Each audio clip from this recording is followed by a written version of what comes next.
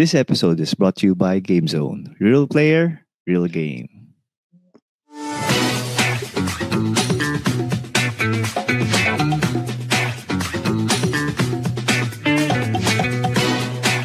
Welcome mga papa.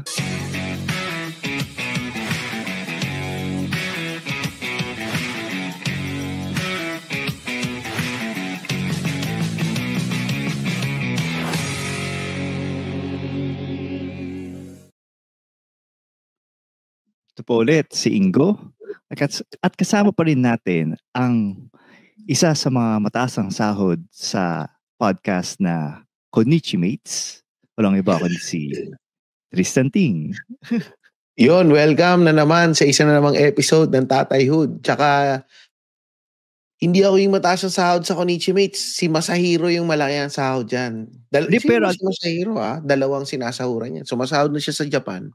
Sumasahod pa siya sa Cool Pals. Madaming sahod. Pero i-clarify ko pala yung definition ko ng mataas na sahod. Yung mataas na sahod is subjective yan. Kung sino yung nagsabi. Kasi baka mamaya yung sa akin 50,000 malaki na yon. Kay Tristan parang sakto lang, mga ganun. Mm-hmm. So subjective yan kung kanino sino yung nagsasabi ng mataas ang sahod. At dahil dyan, siyempre, kasi Tatayhood to hindi ito yung usual na . Pero ito, Tristan, i-share ko lang din sa mga listeners natin. So sinuggest ko tong topic na to kay Tristan. Pinropose ko pala sa kanya kasi kagabi habang nag-doom scroll ako sa siyempre pinapaboritong app na TikTok, may nakita ako na very touching na video na 4 seconds lang. Sa description, this is what a high-paying job looks like. Tapos yung 4 seconds na yun, or probably 3 seconds, umiiyak lang siya. Yun. Talaga? Puta. So inis ko, tangina. Bakit nung panahon na umiiyak din sa trabaho ko, hindi naman mataas yung sahod ko? Pero anyway, yung point doon, ako, siyempre, yung perception ko, Tristan, dahil sa Australia ka, relatively, mas malaki yung sinasahod mo dyan. Or siguro, ayun. So, siguro, itatanong ko muna sa'yo is, magkano sahod ko? Hindi naman. Kung i-assume ko na lang na mas malaki ng dihamak yung sahod mo kasi dahil sa currency rate, yon. Pero siyempre, labas na yung cost of living, wala na akong labas na yon. So, yung sahod mo ba dyan ngayon is medyo stressful ba? Yung, kung sabihin natin yung range mo dyan is 50,000 AUD a year. Stressful ba yon? Stressful jobs ba yon? Ganito, yung work ko kasi ngayon, pag based sa yung ginagawa ko sa work, physically, hindi siya talaga nakakapagod. Pero mentally and emotionally draining siya. To the point na,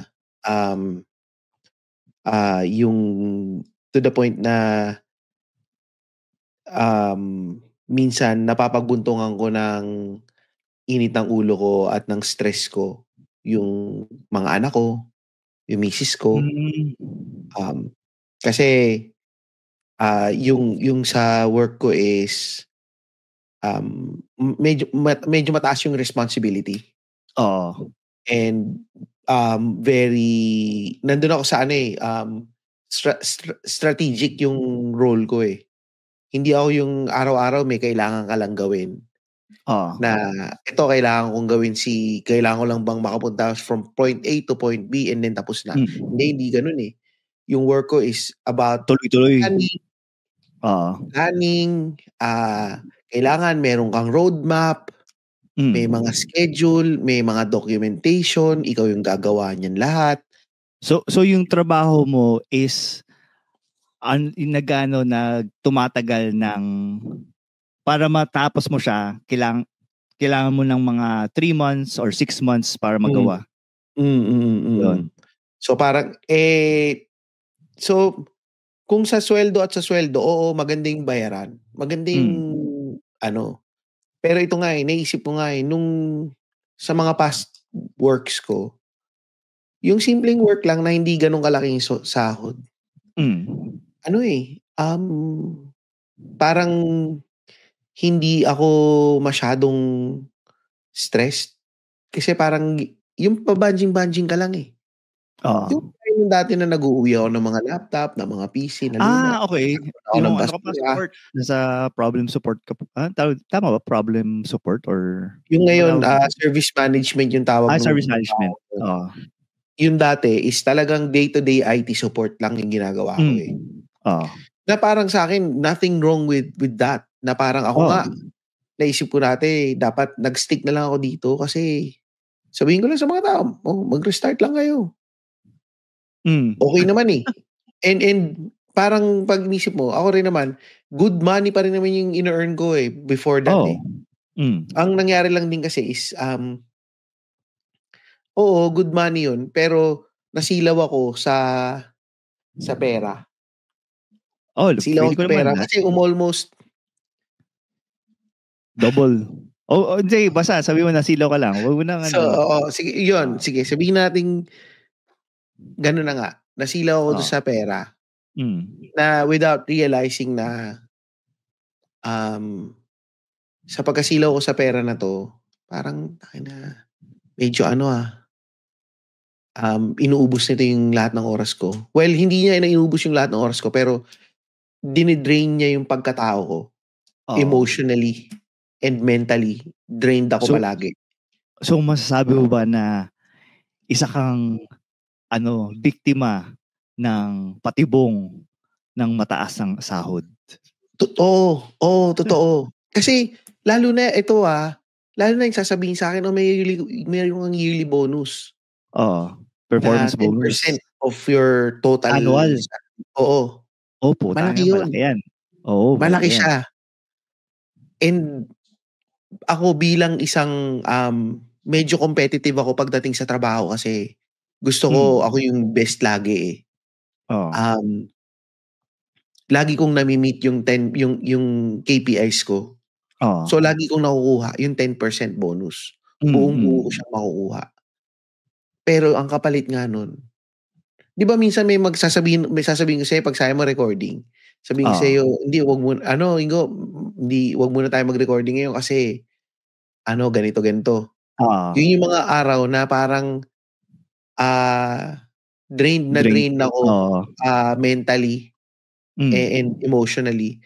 And to the point na dati, di ba dati nag-gym ako yung sa CrossFit? Yung mahal na na gym. Oo, di ba? Tapos kasi nag-gym ako noon kasi yung plunge pool noon, co-ed, na puro may mga sexy din. Nakapag-gym pa ako noon kasi after work, kaya ko pa mag-gym. May energy pa ako mag-gym. Hindi ka pa mentally stressed noon, hindi ka pa mentally pagod. Yung ngayon, nung makapasok ako sa trabaho ngayon,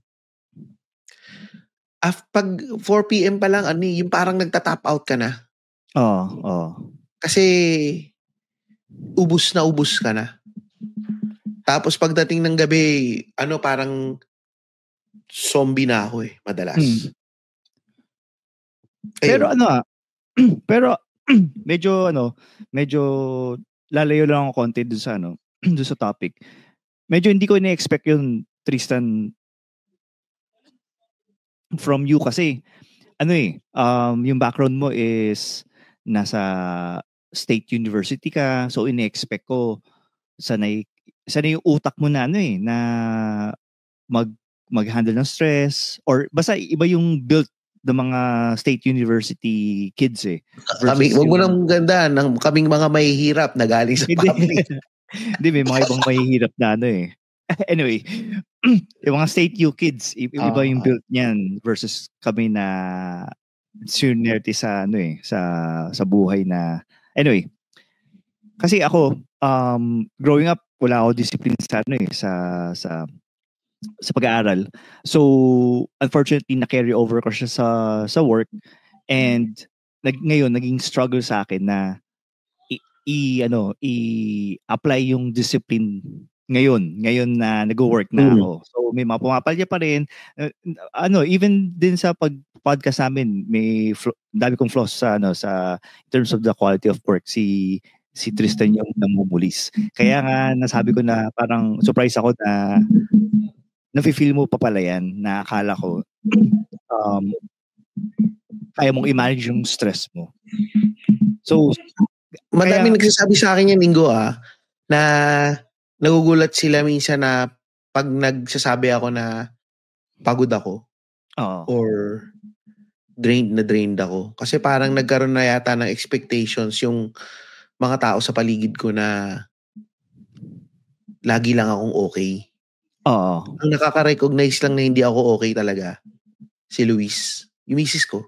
Alam niya na kagad Nakikita niya sa pagkakulot ng buho ko na ganun ba yun? Di ba kumukulot yung buho ko yun, di ba? Sabi niya, yung buho mo kulot na naman.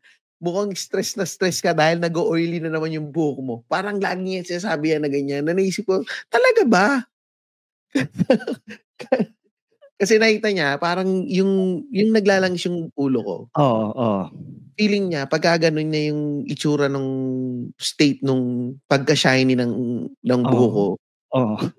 At yung tignan mo ngayon, kulot na kulot. Kaya alam niya na parang meron akong iniisip or parang stress na stress ako sa buhay ko or pagod ako. So alam mo na ngayon, mukhang yung totoo, ito, lalayo lang ako ngayon ng konti kasi di ba nga galing ako Pilipinas. Hindi ako masyado natutulog Hindi ako nakakatulog. Sige. Labas. And pagod talaga. So bumalik ako sa trabaho. Kailangan mo bumalik ulit sa routine So ngayon naghahabol ako sa routine. 'Yon. Kasi galing ka sa bakasyon na talagang totally wala kang responsibility. Tapos balik ka ulit sa andyan na naman yung responsibility. And especially nasa abroad ka, mahirap makakuha ng kayo lang talaga. So talagang yan din yung siguro yung yung kapalit ng pagiging OFW. Kasi minsan maganda nga yung sahod pero wala kang oras sa family mo or nung sinabi mo na umuwi ka. Masaya ka dito, malaki yung pera mo, pagdating mo na Pilipinas, pero pagbalik mo doon, anong disgrasya or anong stress ang kapalit itong bakasyon mo? Pero ito, Ingo, nabanggit mo nga yung dahil wala ka ng panahon sa pamilya. Totoo yan kasi lalo na yan, na-promote nga ako or not really na-promote pero nagkaroon ako ng magandang work, magandang sahuran. Sinabi ko nga, may mga bonus and perks and all. Pero, yun nga, parang yung lahat siya, dinidrain niya lahat sa akin to the point na pagdating na sa pamilya ko, wala na akong maibigay. Yan yung kapalit ng pera, no? Yung dinidrain yung life mo. Oo. Yun yung kapalit ng pera na pagdating sa mga anak ko, pag kinakausap ako ng mga anak ko, parang deads na yung reaction ko lagi And minsan, pinipilit ko namang magkaroon ng reaction, pinipilit kong kausapin kasi kilala mo naman ako, Ingo parang napaka self-aware and self-conscious ko palagi na alam ko na parang hindi ko nabibigay yung 100% ko sa mga bata. So, tinatry ko pa rin to go that extra mile para bigyan ng atensyon yung mga anak ko. Na minsan nga, pag makulit, nagiinit pa yung ulo ko. Kasi minsan, ito nga hindi na ako nagbubukas ng computer, hindi ako nagbubukas ng laptop pagkatapos mag-work. Bubukas ng laptop kung magre-recording tayo, ganun. Pero, nakaupo lang ako doon sa sala namin. It's nakatulala either, ka lang. nakatanga lang ako. Or nagluluto, or kumbaga, nandun ako either sa sala, sa couch, or sa dining table. It's either nakatanga lang ako, or minsan nga, gusto ko maglaro ng games Hindi na ako makalaro kasi wala na akong energy Oo. Gagawin ko, maupo ako, it's either manunod ako ng YouTube ng mga food vlogs Oo. or ng mga OGDias. Oo. Pero yun na lang. Pero after nun, wala na. So yun. Tapos pag kinausap ako ng mga bata, parang hindi ako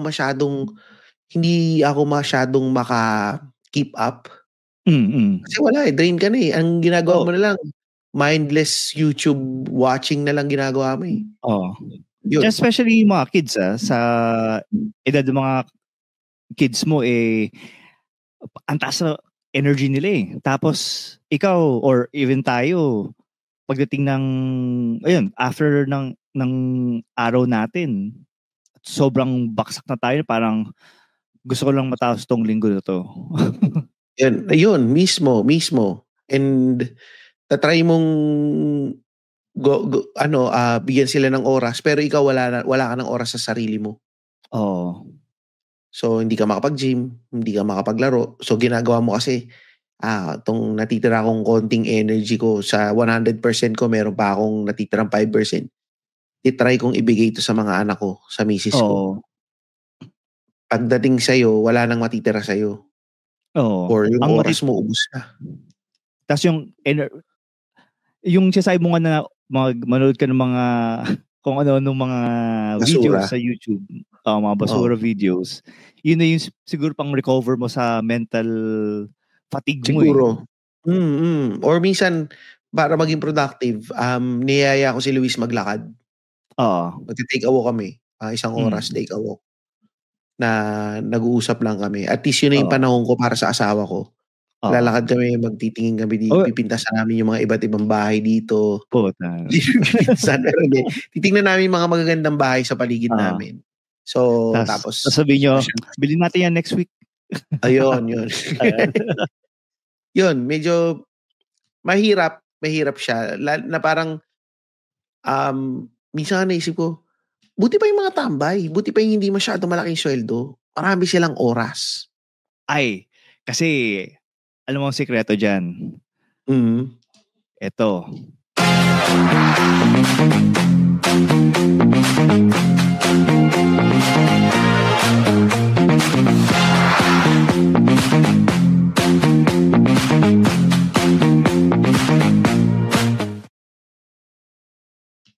Sa mga nagtataka kung ano yung pinatugtog namin, punta lang kayo sa video ng podcast na to at makakita nyo na meron tayong GTCC Summer Showdown na from April 25 hanggang June 15 for more information ng Game Zone. For more information, punta kayo sa website. Gamezone.ph. Yan. Yon, real player, real game. Real game. Yes. Yan. Ayun, ito, speaking of tambay, ito yung mga kasi nga, sabi mo nga, Tristan, parang may, happy ka nga sa sahod mo, pero parang dinidrain yung yung life force mo, kumbaga. Oo, yan.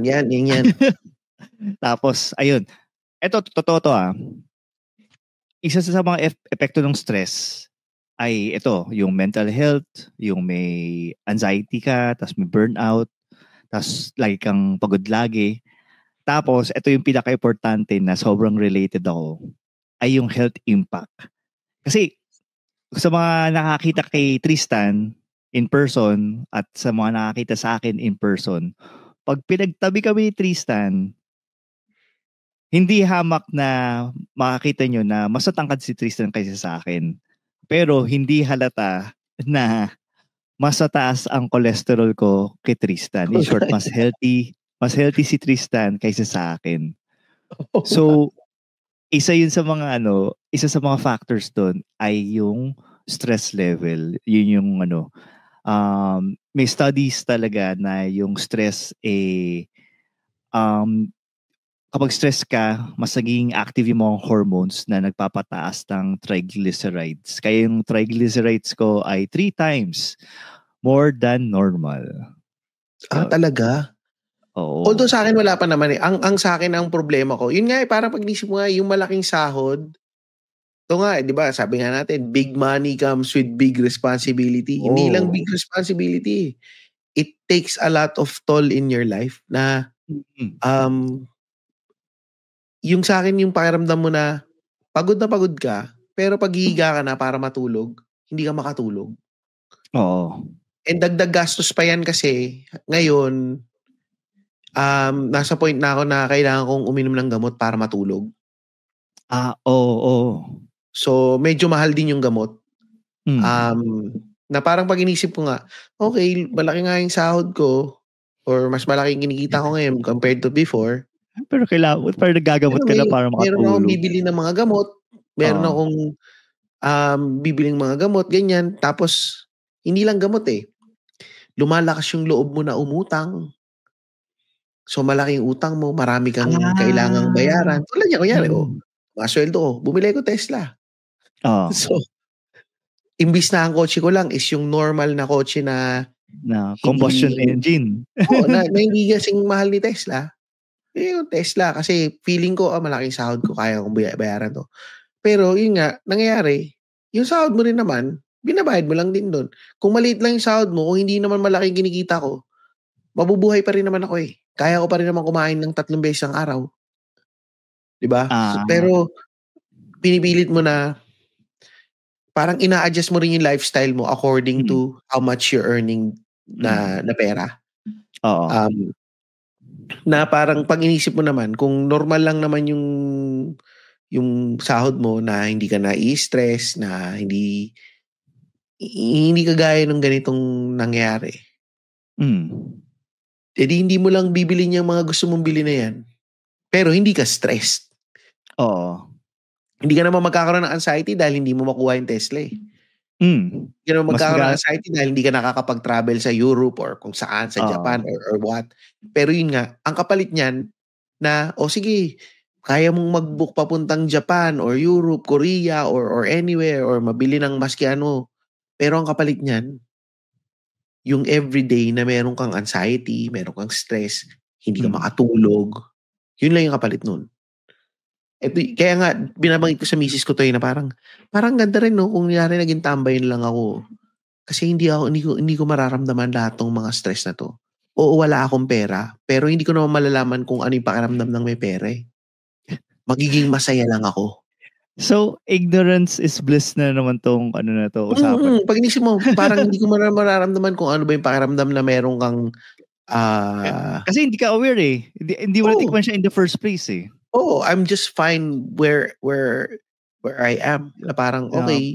Burger ka lang, kung saan-saan. Tambay-tambay ka lang, kwento-kwento. Na sinabihan nga ako ng misis, wag mong sabihin yan. Dapat hindi mo sinasabi ni Wish yan. Maganda na yung buhay mo. Ganto. Na pagka tinignan mo in a different perspective, hindsight, yes, oo, maganda yung buhay natin. Pero yun nga, ano yung kapalit nito? Comfortable ka, pero ano yung kapalit nito? Pero yung araw-araw kang may anxiety, araw-araw mo sinusumpa yung opisina mo. Yun. Pero yan, totoo yan. Naalala ko yung dati kong office sa Quezon City. May meron din performance bonus. May certain percentage ng annual income mo na ibibigay sa kanila. Ay bibigay sa iyo. Tapos nai-stress ako dahil parang gusto ko nang mag-resign. Pero parang ayoko parang nai-stress ako sa lahat na parang hindi as planned yung nangyayari, na parang ang hirap kausap yung mga tao, wala akong skill para parang iba yung expectation ko versus yung nangyayari. Tapos parang nai-stress ako hindi dahil sa work. Nai-stress ako na pag bumitaw ako ngayon, meron pa bang ibang company na kaya magbigay ng gaytong klaseng compensation sa akin? Parang ganun. Doon ako nai-stress yung sa paglipat. Parang wala na magbibigay doon sa akin. Tapos parang nakahiga na kami sa kama eh. Pumunta pa ako sa banig. Parang ganun yung feeling ko eh. Alam mo, Oo. Ganyan na ganyan yung nararamdaman ko nitong mga nakaraang araw. Nagtitingin Talaga? ako sa mga job posting eh. Oo. Titignan ko. Naka-relate ka Baka pala dapat dun, na lumipat recent na ka. ako ulit ng trabaho kasi nakaka 1 Oo. year and 9 months na ako eh. Oo. Ang taning ko lagi dapat mga maximum of 2 years eh. So meron na akong 3 months na, meron ako natitirang 3 months pa. So baka dapat tumitingin na ako ulit ng ibang trabaho.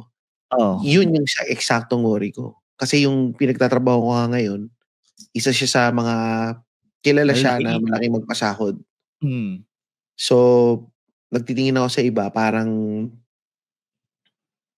wala siyang kapantay. Wala siyang So parang oo. nangyari, na-trap ako. Yun nga Oo. ang problema dun eh. Ang tawag nga diyan is, sa mga nakikinig, correct niyo kung tama ako corporate voodoo. Kasi Ah. na-trap ka na dun sa loob eh. Ang akala mo okey ka, pero na-trap ka dun sa loob. Na-trap ka dahil sa mga perks, dahil sa Oo. sweldo, Oo. nandun ka lang. Para hindi ka makaalis. Para wag mong intindihin yung sarili mo. Your own well-being. You'll forget about that because of the perks, the compensation, and as well as nandun ka rin sa makakalimutan mo yung oras na dapat na binibigay mo sa pamilya mo. Mm. And speaking of that, alam ko may sasabihin ka diyan tungkol sa Ingo sa oras na binibigay sa pamilya mo eh. Oo nga. Muntik ko na nga makalimutan yun kasi wala ngayon yung yung Wala anak ko. ba? Wala ba si Sven? Wala si Sven. So, sa mga hindi nakakaalam, hiwalay ako sa misis ko. Tapos nagko-co-parenting kami. So, ang schedule ko kay Sven ngayon would be weekdays, which is para kasi dito siya nag-aaral sa area namin. Then weekends doon siya sa mom niya. So, ngayon ko naramdaman, previous school year, weekends siya sa akin. So, ngayong reverse naman, ngayon ko naramdaman na parang ang hirap pala kasi kapag pag andito siya ng weekdays, pagod na ako after mag-work eh. So, kailangan kong maghanap ng energy kung saan-saan within 30 minutes para makapag-bonding kami ng anak ko, makapaglakad kami, makapagbasa kami or kung anong activity, makapag-play catch kami. Para sa ganun, kahit paano, na may bonding kami. Kasi siyempre, hindi naman conversationalist si Sven. Ako din naman. Pero, ayun, nakaka-guilty lang din. Feeling ko, Tristan, na feel mo din to, na minsan gusto mo mag-focus sa anak mo or sa situation ko is kay Sven. Pero minsan, sobrang pagod ka na hanggang magigilty ka na lang na parang sa isip mo, bukas na lang bukas na lang ako babawi. Totoo yan. And ako, totoo yan naramdaman ko yan. And ako nga, buti nga ikaw naisip mo ganyan na bukas na lang ako babawi, Sven. Ako, alam mo naisip ko, na parang, Binan na lang kita ng roadblocks. Hindi, yung totoo naisip ko, palagi ko itong naisip na siguro hindi ko talaga deserve na magkaroon ng anak. Baka hindi ako built for this. Napakalayo naman na mo. Oo, kasi parang laging may mga times na sobrang pagod mo, nagiging irritable ko eh. Oo. Na parang ayokong magpagulo dun sa mga bata. Na nagiging emotionally absent ako sa mga anak ko. And parang me being the self-conscious na tao, naisip ko lagi na parang baka hindi ko deserve na magkaanak. Baka hindi ako para dito sa ganitong lagi ko ganitong yung buhay. Oo, sa ganitong na may anak, baka hindi ako maayos na gusto kasi lahat naman kagaya ng sabi ko, gusto ko laging maging best sa mga bagay na ginagawa ko. And nafu-frustrate ako kung hindi ko magawa na maging hindi ko maibigay yung best ko sa pagiging tatay. So palagi ko naiisip na parang baka naman hindi para sa akin 'to. Baka hindi ko kayang ibigay 'to lahat. Dahil yun nga, ang nagiging punot dulo nga kasi nga drained na ako pagdating sa sa trabaho eh. And ang hirap niyang ibalanse. And sa totoo lang, I mean, parang swerte ako kasi nasa Australia ako. I mean, yung dito naman, may mga rules in place para magkaroon kayo ng work-life balance eh. Meron na nga dito yung bawal kang tawagan ng boss mo pag nag-out ka na, bawal ka ng tawagan eh.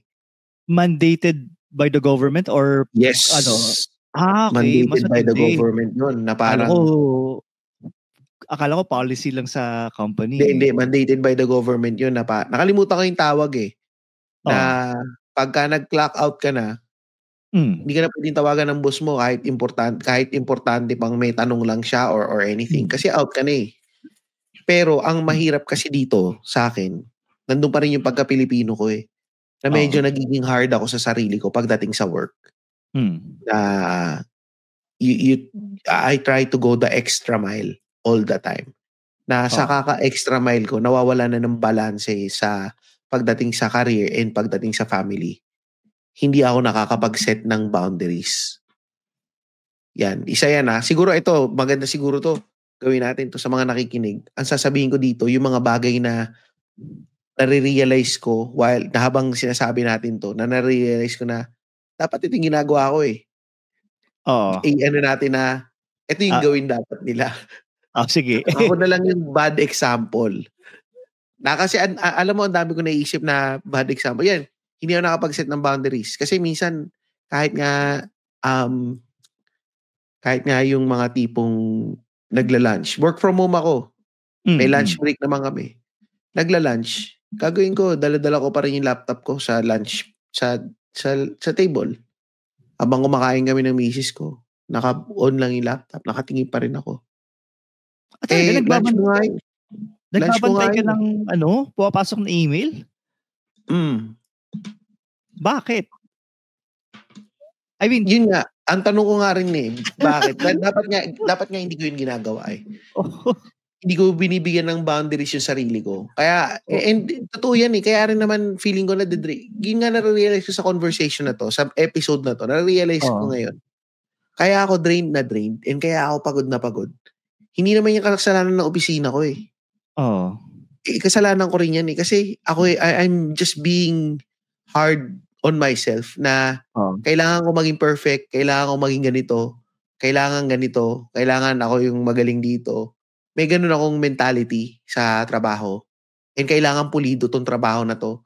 May ganun akong mentality na hindi ko ayokong laging binibigyan ng puwang for any imperfection yung work. Na minsan magkakamali ka, okay lang naman eh. And pag dumating pa sa point na nagkaroon ako ng mali and nabigyan ako ng feedback na mali ako, ano yun eh, tinitake ko yun ng napakasakit. And mas lalo akong napupuno ng anxiety sa puso ko. So, ganun ang nangyayari sa akin. So, dapat number 1, dapat mag-set ka ng boundaries. Tristan, dapat mag-set ka ng boundaries. Ikaw rin sa mga nakikinig na to mag-set kayo ng boundaries and walang masama kung hindi perfect. Ito, siguro dapat to sinasabi ko sa sarili ko to eh. Hindi masama na minsan nagkakamali tayo sa work. As long as natututo tayo. And dapat lagi natin pinaprioritize yung pamilya natin. Ito guys ito yung pagkakaiba ng... So, ako kasi, yung career ko, nagsimula ako as software developer eh. Si Tristan, feeling ko, nagsimula siya as tech support eh. Ang difference namin ni Tristan, ako pwede ako magkamali kasi bago pa mapunta sa production, iti-test mo na yan. Si Tristan, kung na-train siya na bawal magkamali, kung hindi, yari siya sa customer or sa client. Tama. Yun, mismo. So, naging ganun yung mindset ko eh. So, wala. I mean, tinatry ko siyang i-unlearn ngayon. And tinatry ko rin na mas ma-prioritize nga yung pamilya ko. Kasi isang lagi kong dahilan tong sinasabi lagi na dapat mauna yung pamilya ko kaysa sa putang inang trabaho na to. Kasi, sumusweldo ko sa sa work and maganda yung sweldo sa'yo. Pero once dumating sa point na hindi ka na nila kailangan, napakadali para sa kanilang tanggalin ka eh. Oo. Totoo Diba? yan. Wala naman silang pakialam sa'yo eh. Ngayon lang Mm. kasi, syempre napapakinabangan ka nila. And ito nga yung kasabihan na nakita ko to yata sa TikTok o sa Facebook eh.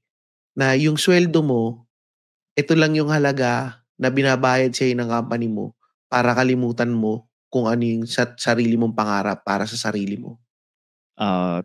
Diba? Yung tama, di ba yung ganyang ano eh, na parang ganun. para May kalimutan mo yung gusto mo para sa sarili mo. Hindi to let go of para your dreams. to kill all of your dreams. Yan yung worth ng dreams mo para sa sarili mo. Kung magkano yung sweldo mo. Well, okay naman na sa akin kasi parang malaki naman yung bayad sa akin.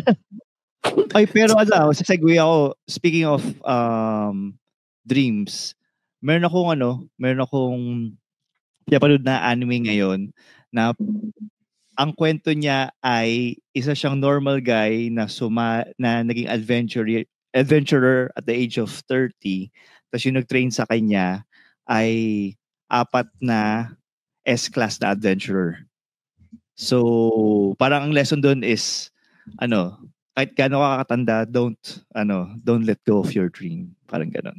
Anyway. Ay, teka lang, Ingo. May mapalagad yung anime? Hindi, gusto ko lang i-shoutout pala si hanapin ko lang ulit. Hindi, shoutout ko lang si Robin, ano ba apelyido ni Robin? Robin Ramos. Si Robin Ramos at si Chi Pecahas na fiancé ng pinsan ko na si John Dale. At magkikita na sila sa Netherlands soon. And si Robin Ramos taga UK to eh. And tsaka to, nung umuwi ako, nakita ko yung mga ibang listeners natin. Isa sa mga listeners natin, si Miss Honeydale ng Cool Pals. Nakita mo ba si Honeydale? Oo, nakita kami ni Honeydale nung after party ng Cool Pals. Nakita kami niya. Si MJ nandun din. Si MJ, si Chi, si Ice, hindi ko naman alam mo, nakikinig to eh. Si Francine, nakita ko. Oh. Shout out sa inyo. Nagkita rin kami yan ni Francine. Tsaka, marami nakita eh. Sinasabi nila na nakikinig daw sila ng Tatay Hood eh. Pero hindi ako naniniwala eh. So, shout out sa inyo. And sana, i-share ninyo tong episode and makinig pa kayo para naman makapasok naman kami ulit sa charts. Yun lang.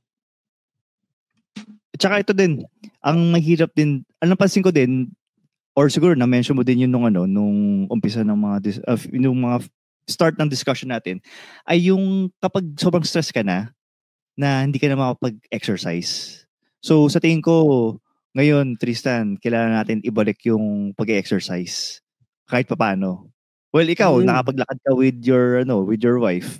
Ako, lately, hindi pa ako nakapaglakad with Sven kasi umuulan this week. So, yan. Ito nga parang nisip mo nga minsan ito napansin ko lang to nung sa Pilipinas kasi ako nagtatrabaho. Pag bibo ka talaga sa work, yung hindi ka umuwi on time, yung talagang nag-OT ka. Hindi ko alam kung ganun pa rin ba yung environment ngayon is parang talagang anong-ano sila sa yung mga tao. Wow, si Sir Ingo, ang sipag. Hangang-hanga. Tapos pagka ikaw yung tipong empleyado na umuwi on time, hindi ka masyadong nakikisama, inuuna mo ang iyong sarili, ang tingin sa'yo ng mga kasama mo sa trabaho, ay kupal to si Tristan talaga, walang pakisama to. May ganun pa bang or pag nag-leave ka, sasabihin sa'yo mga kasama mo, ay naka-leave ka na naman? Na parang pag nisip mo, right ko to eh. Depende. Well, yung first question mo, hindi masyado kasi as long as naman kahit on time ka pero wala yung KPIs mo naman is na-hit mo. Pero I'm sure kung on time ka umuuwi, ibig sabihin na-hit mo lang yung KPI pero hindi ka nag-go beyond nung KPI mo. Versus may kakilala ako na na 12 hours a day. 12 or 11 hours a day nag-work. Siguro after 2 years na-promote na siya to director.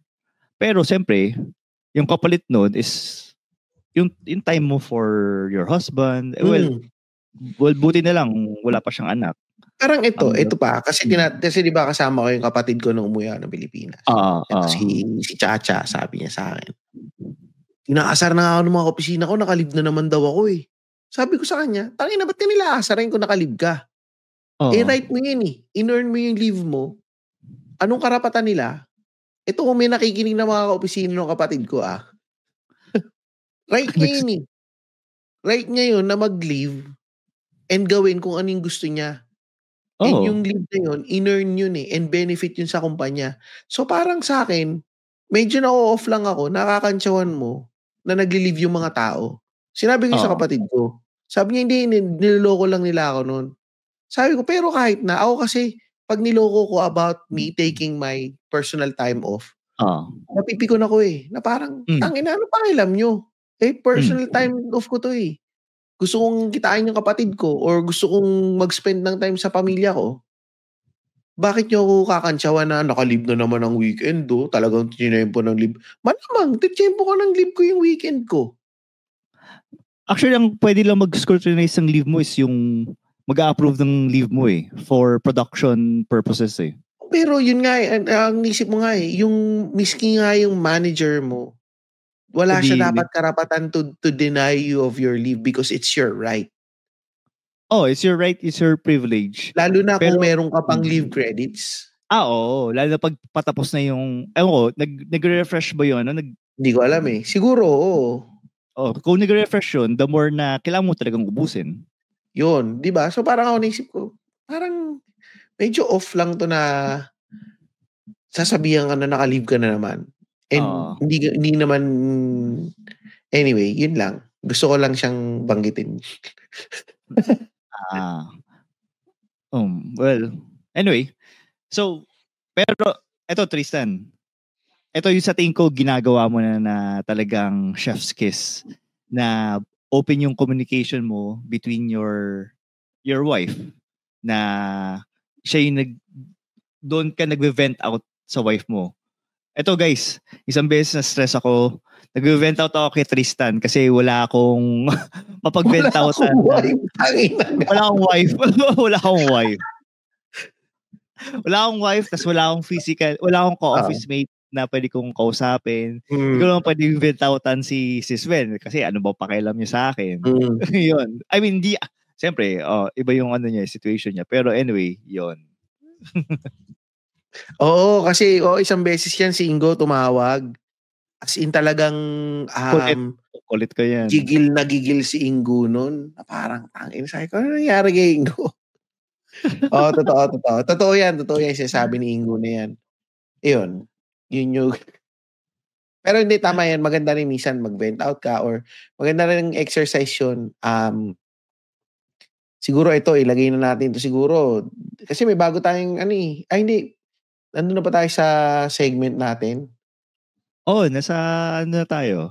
Sa next segment na tayo. So, bago tayo punta sa next segment, dito muna tayo sa sponsor nitong episode. Mahilig ka ba sa Tong-Its o table card games? Tara na sa Game Zone. Sa Game Zone, you play a real game of Tong-Its with real players for free. May chance pang makisplit ng over 34 million pesos and a chance to claim up to 14,640 pesos daily. May dalawang event araw-araw. Chika na ba? Visit gzone.ph today. Tandaan, ang gaming dapat fun lang. Visit pagcor.ph/regulatory or email keepitfun@pagcor.ph. Promo runs from January 1 to December 31, 2025. EGLD reference number MKTG 2024-2564. Gaming for 21 years old and above only. Keep it fun. Game responsibly. Pero gzone.ph pala. May Tong-Its pala. Hindi ako marunong mag-Tong-Its. Ikaw ba? Hindi. Actually, ito yung feeling ko, dito ako matututong mag-Tong-Its eh. Kasi may online Tong-Its na eh. So, baka mas matuto. Kasi hindi ako palalabas eh. Hindi rin ako, kumbaga medyo pareho tayo Ingo pagdating sa ganyan. Hindi naman tayo masyadong naglalabas na medyo lang doon tayo sa computer lang natin lagi eh. Kasi may pagka-geek lang tayo, hindi tayo masyadong nagsusugal. So yun. Pero na ako matutong.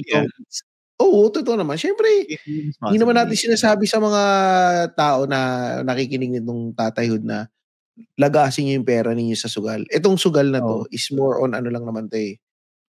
Kung meron kang extra, edi itaya mo, baka manalo ka. Pero, yun nga, sinasabi namin, hindi namin pinopromote na magpakalunod ka sa sugal. Oo, tsaka wag mo itaya yung tuition fee ng anak mo sa sugal. Yun.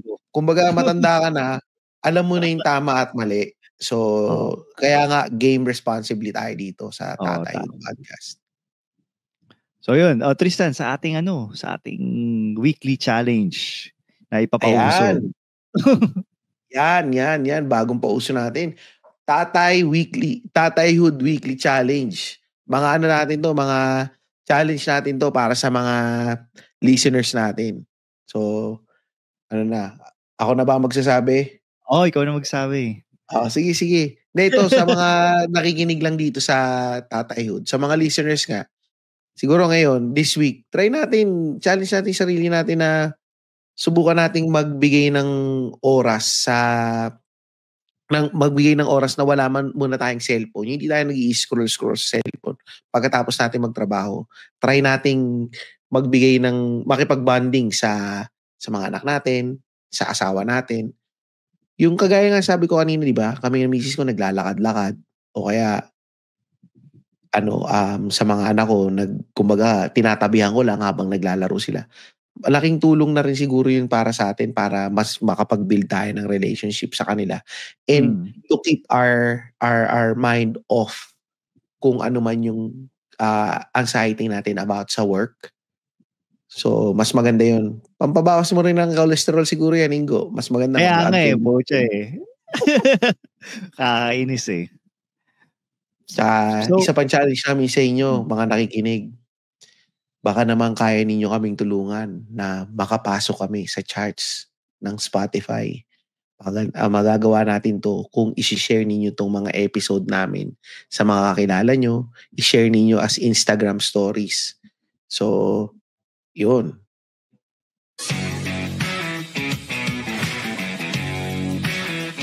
So, ayun nga mga katatay. Tandaan, hindi mo samang pumayod. Huwag lang kalimutan ang sarili at pamilya. Ingatan lang din ang ating health, lalo-lalo na ang cholesterol para sa mahabang buhay kasama ang mga mahal natin.